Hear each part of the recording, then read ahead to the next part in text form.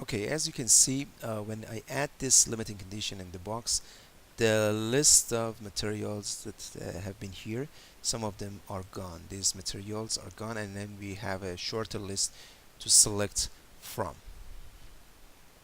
Now we want to do the same thing and using a limits option that we have in the software and select those type of material that they have the same conditions. So there is another approach. Let's go back to the software.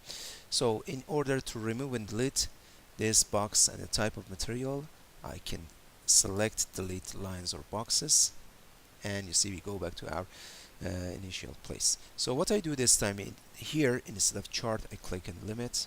I have lots of properties that I can focus on them. The properties that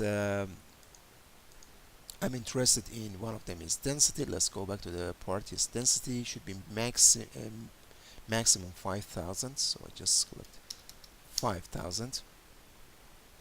You see we have also option for price. So if price is of course it's always a concern in design, so we can use some limits here.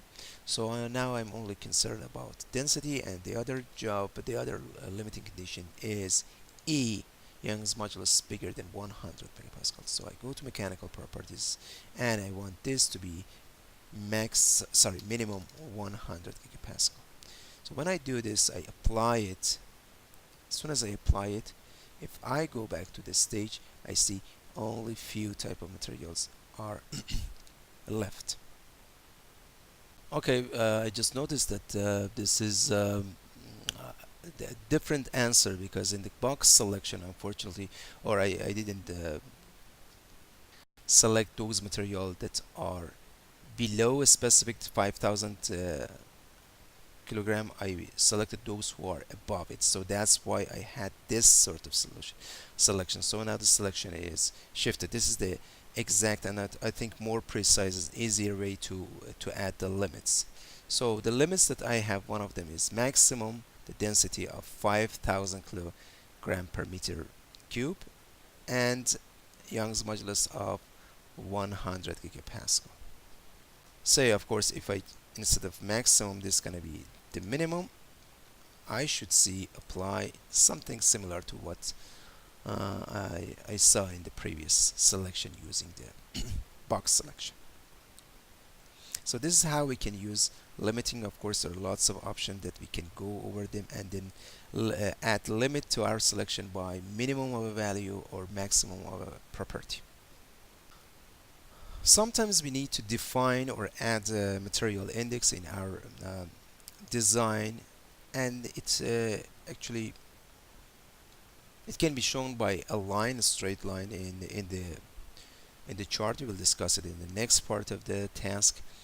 And how to create this line is very easy. I go back to the software, go to the stage, and let's go back to our selection, remove those type of selection, look at all materials like here. Those who are not passing are shown by gray line. And now in order to draw a line with a certain slope, I select on the line. I can change the slope that I care about based on this task is E over density. So the slope is 1.